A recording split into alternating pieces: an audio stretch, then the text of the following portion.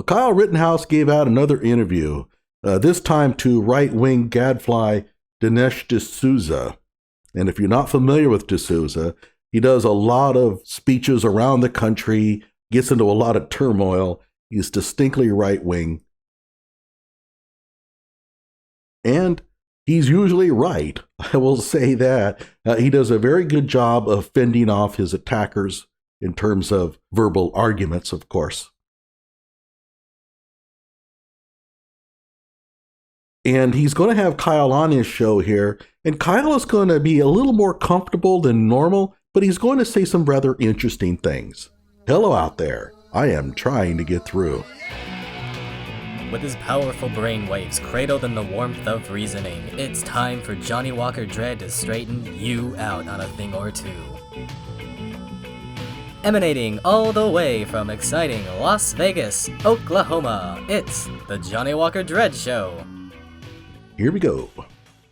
You have been through a ordeal that very few young people your age have had to endure. I mean, the very idea of being charged with murder, the idea of facing really your life being destroyed, your whole life in prison. How are you doing now? I mean, have you had a little bit of time to sort of digest and recover from what would seem to me the PTSD that would inevitably accompany something like this? Well, Dinesh, thank you for having me. And it's been a little bit rough. I've been just trying to hang out with my dog as much as possible. I started college at ASU yesterday. So I've been studying, working with my dog, and trying to stay as busy as possible. I'm starting to go to church on Sundays and just hang out. Let's talk a little bit about that life. Are you able to have something resembling a normal life? You say you're at ASU. Are you doing online or are you actually going into class? I'm doing it through the computer. Okay. Now, I don't know if that means he's actually enrolled officially as a student at ASU. Remember, we had that issue during the trial, and that is that he was taking courses at ASU, but he was not officially enrolled in the university or something like that. So at this point, I'm not sure he's taking credit courses. In other words, the courses that he is taking are going to count towards his degree. I have no way of knowing, but it's quite possible that these are electives that don't count for credit. At some point, however, he's going to have to start taking credit courses because he's got to get a degree ultimately. And are you finding that you're able to have a semblance of normalcy, or is your life even now something that is in the twilight zone? It's still a little crazy. Like, I'm worried to go to stores still because I can feel people's eyes just looking at me, and I don't know if they have a perceived notion of who I am or if they're going to like attack me. So I'm a little scared to go out still because notice that his facial expressions indicate that he's a little more comfortable here, and you're starting to get a little bit more of the Kyle instead of these canned speeches that he was giving in the previous interviews. when I was 15, I dropped out of high school to help my mom. I was working 3 jobs, 2 as a lifeguard, 1 as a landscaper, just to help put food on the table. And I was, in my free time, I'd go to the beach, hang out with friends. This is the kind of story we need to hear more of. He has a Twitter account. This is what he needs to be broadcasting on that Twitter account. Make people realize he's just an average kid doing average kid things. And the fact that he's had a really tough life and that he's actually gone in and had to work for his family. Great story. We need to hear more of that. If I wasn't working, and just to try to help. I was a police explorer, a fire cadet, and I wanted a career helping people. Well, Kyle, I mean, that's you're an all-American kid doing what you can to help your family. Now, let's fast forward a little bit to the, Somebody's over to his right. He's glanced over that direction a couple of times, and you notice he picked up some water and glanced over there. I don't know. Again, he's a young kid. He's on a big interview stage here. He's probably looking for somebody to give him the thumbs up. But, I mean, it's about confidence and all that, so I get it. no problem with it. I just noticed it, though. I mean, Kyle, what's interesting about this, it seems to me, is that, I think a lot of people thought of you as some kind of a political activist. And of course, later there were false attempts to portray you as a white supremacist. But I think people would be a little surprised to realize that you don't seem to me to even be all that political, if at all. No, Dinesh, I'm not a political person. When I was 17, I couldn't even vote. All I cared about was what type of garbage trucks were going to be driving down the road that day so I could take a video of them. Wow. Okay. So you're not political, huh? Well, you need to tell the people that are managing your This Is Kyle R account to tweet items that show you being non-political. If that's going to be your persona, and that is you're a non-political guy who is clearly appreciative of the fact that there are some right-wing people out there that helped you, that's fine. But if you want to portray this middle-of-the-road persona, then you need to tell the people that are running your Twitter accounts to support that. As it stands, every time I open up Twitter, the political side of you comes out stronger and stronger and stronger. I was afraid that this was going to happen. Whoever is managing your This Is Kyle R account is getting much, much more comfortable posting inflammatory political messages and memes. This is a problem. But hey, all I can do is alert you to the situation. I can't make you do anything about it.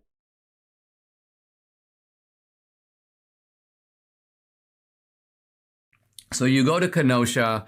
I mean, one of the things I found amazing about, I didn't watch the whole trial, but I watched parts of it. I mean, I saw a detective basically say, oh, those guys weren't running after Kyle Rittenhouse. They were merely running in the same direction. And I thought to myself, wow, isn't it true, Kyle, as we think back about your case, that you were really saved by the video? And what I mean by that was, if there wasn't video evidence, let's say, we were 20 years from now, 20 years earlier, and there wasn't the video where the jury could see for themselves what happened.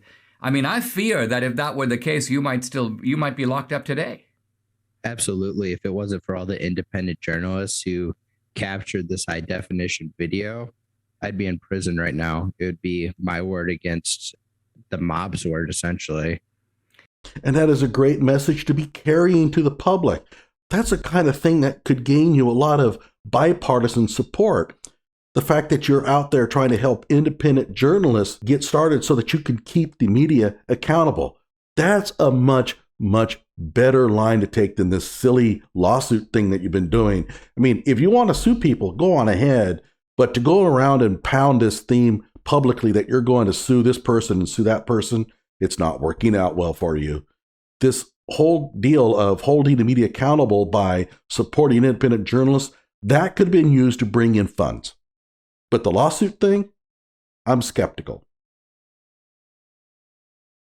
What really helped me get through this was the number of support I had and the praying to God. That's what helped me get through each day. Would you say that the process has made you a little bit more religious because you found a source of strength in faith and in God? I would say that it's definitely helped. It helped grow my connection with the Lord, knowing I can rely on Him no matter what. Okay, let's take a pause. When we come back, we'll talk some more about all this and also about his life now with Kyle Rittenhouse. His mention of the word Lord is actually very good here. A lot of people will say, well, my belief in God or whatever, that's easy to say. But when a person says their belief in the Lord, that tends to come off as much more genuine. So I think that his discussion here about religion is probably genuine. Kyle, what was your level of trust in the legal system? Here you had this incident, you were arrested, and you knew you were going to go to trial. Did you have faith that the legal system would exonerate you, or did you think you were walking into a political show? There he is. He's looking over to the right. Whoever's over there, you should not be there unless you're really needed. It might be one of his handlers or something like that staying there. Get out of there. You're distracting him. But then again, it might be a member of the production crew. So in that case, what can you do? Show trial. I don't think I should have been brought on trial in the beginning, but I was, and I thought it had to do with political reasons with the state trying to push their own political narrative and trying to put my head on their shelf. So I didn't know what they were going to do, what they were going to lie about at trial. So I was a little fearful that they may be able to get away with those lies. Thank goodness they didn't. I mean, you know that you were up against some powerful forces, right? A whole prosecutorial team. And even if you have a defense team, they can always put more lawyers on their side. And in general, in these kinds of trials, prosecutors have a pretty high rate of jury conviction. Then again, he was going up against Binger and Krause. Okay.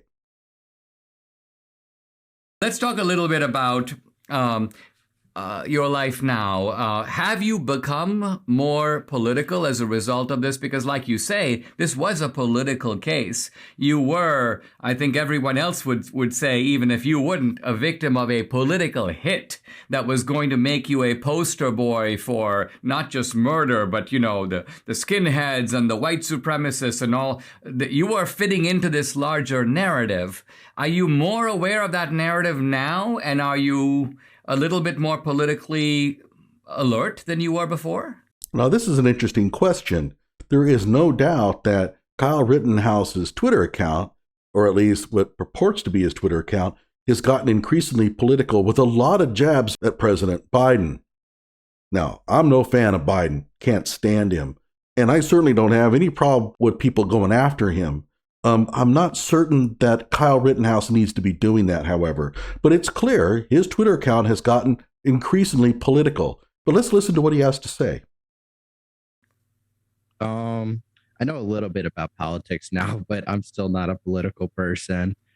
I just like to focus on me. I do support Trump because Trump supported me and Trump was right. Trump defended me from day one. He said that I just want to focus on me. However, his Twitter account has probably more tweets about Biden than about himself. Interesting. So here's his Twitter account. He's changed his profile image. Before it was just a nice picture of him in his polo shirt or whatever.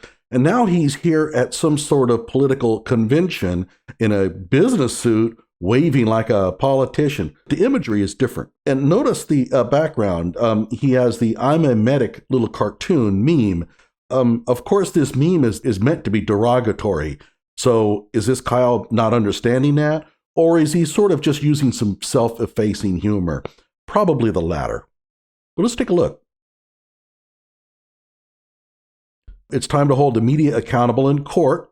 That's not about him. He talks about a partnership with AAF or some apparel sales. We'll look at those here in a minute. Here he retweets a meme that says, "No, it's not lemon heads. It's the burning hole in my pocket thanks to a Joe Biden presidency." Gee, that kind of sounds political. By the way, this was in very poor taste. I don't think this was a good idea at all, Kyle. I'm going to have a different video describing this one and its effects. This was a bad idea.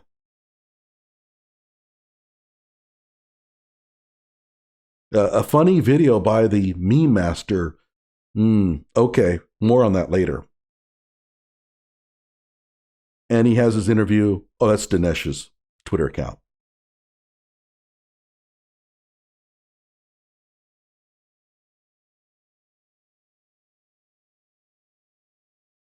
Now he says here, I have started taking search and rescue classes with my dog Milo. Good. That is the kind of personal stuff that the people who followed your account initially was looking to see. And then he has here thing about Trump.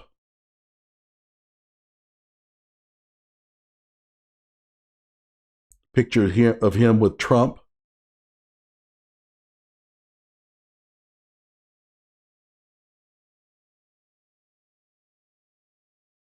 As a tweet about snowboarding. That's good. Another personal deal that we'd like to see more of.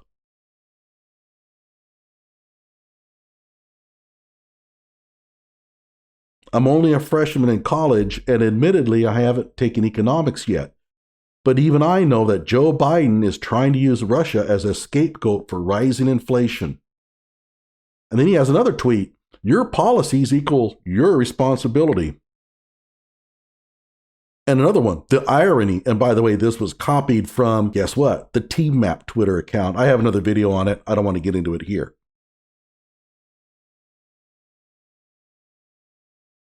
But again, it's about Joseph Biden.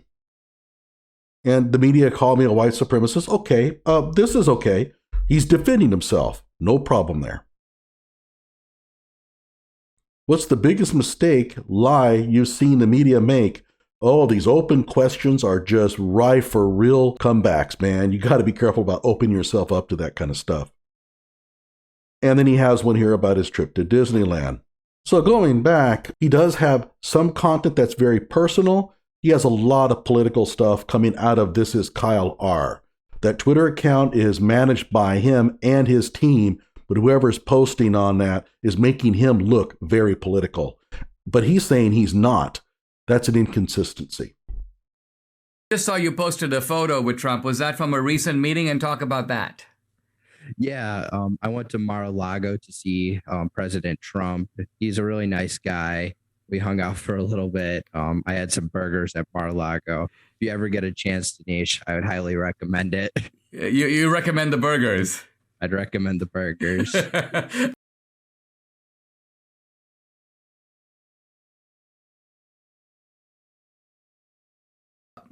One of the things that the left was trying to do is kind of connect you to, the Proud Boys. And of course, the prosecution was trying to bring this into the trial. I think part of the point that I read, and I'm asking you if this is true, was that, look, when a kid like you is under the gun, you're going to find, and probably at the beginning you had few supporters rallying to your cause. Did you sort of gravitate to these guys in part because, hey, listen, these are among the few guys who are standing up for me, so let me meet these guys and hang out with them for a little bit? No, I didn't gravitate towards anybody. I didn't know who the Proud Boys were. Just didn't know who they were. Okay. Part of my realm. And talk, if you will, about it. It seems like you had a troubled kind of legal experience, at least at the beginning, but were you happy with the way that your legal defense was conducted? I mean, obviously you were successful in the case. Were you able to find good lawyers and felt that you were well represented in the case that was eventually put forward? Absolutely. Mark Richards, Corey Trofsey, and Natalie Wisco are phenomenal defense attorneys, and they did an amazing job. And they helped me be able to spend Thanksgiving with my family.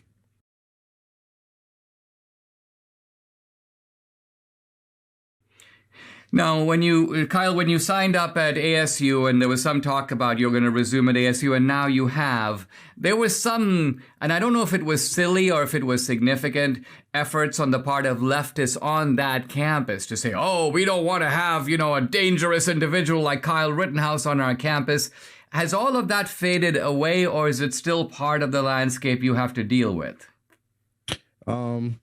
At the beginning, it was pretty powerful. It was a little upsetting because I deserve an education just like anybody else did. I worked really hard to get my high school diploma while on trial. So it was stressful.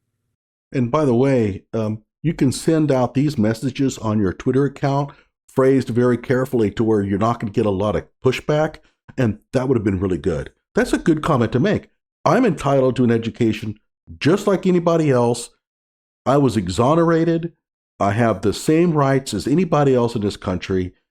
You could push that. We're not hearing that. In fact, we didn't even know that you've been attending classes recently. Why didn't you tweet out about that?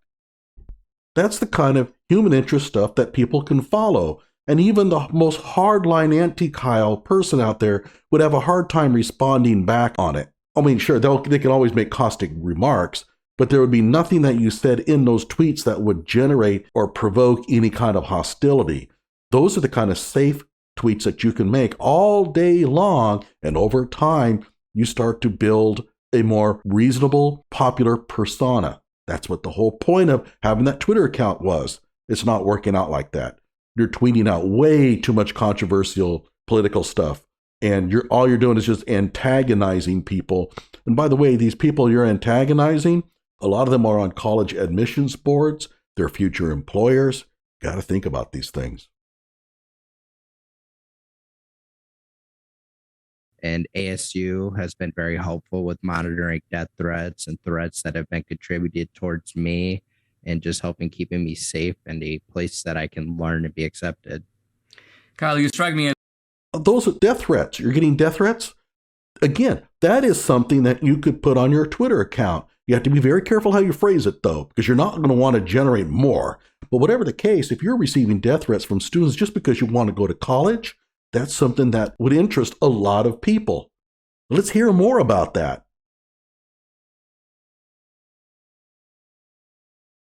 as a normal kid who's just trying to live a normal life. Let me just ask you as we close. I think it's really important that you hold some of the egregious slanderers who said really bad things about you accountable. The last I saw, you were planning to set up some sort of a public fund to do that. Talk about where that Public fund? No, it's a private company. And whether you have, because there's a temptation to want to move on, but whether you have the determination to make sure that just as you were held accountable in court, these people will be held accountable in a different way in a court of law too. Absolutely, Dinesh. We have launched the Media Dinesh.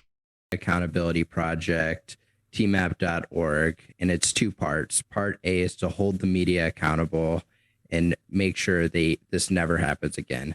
And part two is to keep them accountable and help independent journalists by providing grants or funding for like equipment or new cameras and creating a hub for them for independent journalists to have what's really happening on the streets compared to what mainstream media is saying. Okay, Kyle, I have some advice for you. You have a two-headed monster here. You're wanting to sue people, or as you say it, hold them accountable, which I'm not sure I know what that means. You sort of allude to the fact that you're going to be suing them, but you never say that. You never come out and say that you're going to file lawsuits or sue anybody. So I have no idea what holding media accountable really means. However, you also have this other angle, and that is you're going to be helping independent newscasters with their activities. And that's great. However, you mentioned something about giving out grants to, let's say, struggling independent reporters. Kyle, for-profit companies don't give out grants. And this is an issue I have. That sounds very lofty, but if you're actually going to give out grants to independent journalists, you're not going to want to do that under the guise of a for-profit company. So let me explain how this works. Nonprofits, they give away things. Their job is to disseminate. It could be disseminate support, it could be disseminating money, but whatever the case, they're charitable organizations and they're designed to give to the community. For-profit companies are designed to bring in, to profit. Those two are not compatible. You can't have a business model that supports both of those. I've never seen it. Now, I know what a lot of people are thinking. Well, what about these foundations like Honda? Honda gives away a lot of money to schools and stuff, and they do. Honda gives out a lot of grant money for K-12 school districts, but Honda actually doesn't do it. The American Honda Foundation does. In other words, Honda has a foundation that's separate from the actual company that's designed to give away these monies. It has something to do with the IRS. You see, it's about being tax deductible. All right. Therefore, I would be very careful about any kind of grant giving deal that you're setting up with a for-profit company. It makes no sense. If you're designed to really give away to the community, why in the world are you setting up a for-profit company? Now, that's not to say that a nonprofit can't make money. A nonprofit does make profits, but the purpose of the for-profit is to pad somebody's bank account. Let's face it, that's what companies do. They pad people's bank accounts. Nothing wrong with that, but you can't go and create a private company and then claim that the purpose of this company is to give to the community. It just doesn't work. What you should have done was set up a foundation. A foundation would have been a great idea. You could have gotten some seed money, maybe from that bail money that you received, like it was like $1 million or something like that. You could have picked up some seed money donations from Elijah Schaffer and a few of the other really successful independent journalists. and created a situation where if an independent journalist was struggling, they could apply for a grant from the foundation. The foundation could then give that money to that independent journalist to go out and buy cameras and things like that. And you could have been installed as a director of this foundation and made a little tidy salary that could have gotten you through college. You can't ask for too much. Again, you have to be careful about piercing the nonprofit bubble, and really high salaries can do that. But let's say $40,000 a year probably wouldn't raise eyebrows, and that would be a very comfortable living for somebody going through college. That would have been a great vehicle and would have actually given you some really good tax advantages. Why in the hell did you create a for-profit company if your aim was to give money away? Makes no sense whatsoever. So whoever advised you that this was the right path, I really, really question them. But then again, what do I know? I've run for-profit companies and nonprofits. I've done both. And I'm telling you, they're not compatible with each other. I don't know of any for-profit company that gives away grants.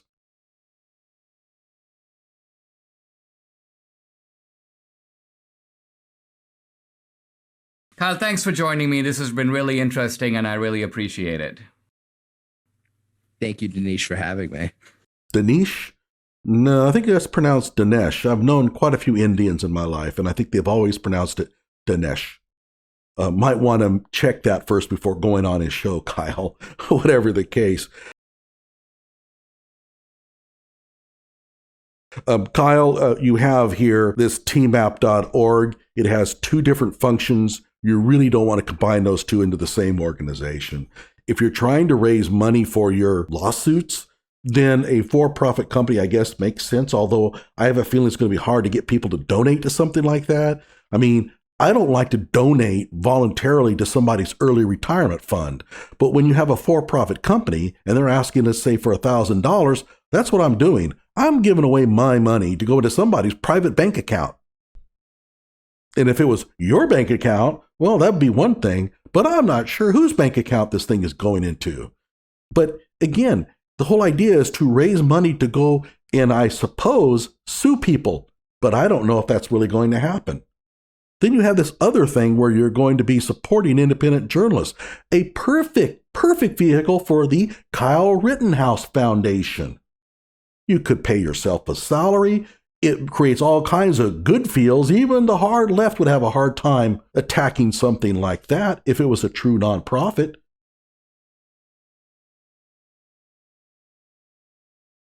As long as you're paying yourself a very modest salary, which are public, you can't hide that. So if you're making $40,000 a year, no one's going to be able to really complain too much about that. But this two-headed monster thing you've got, I don't see how this is going to work. But then again, who knows? Maybe it's working fine. Are you getting millions of dollars in donations to it? Because it's going to cost that much to actually sue these people that you're claiming to sue. By the way, Kyle, you have no chance of winning these lawsuits. My next video, I'm going to describe why. Oh, by the way, I forgot. I almost wanted to show people the new Kyle Rittenhouse merchandise that you have made available. Okay, so we go back to his tweet, and we have a collection of apparel. Let's blow this up a little bit.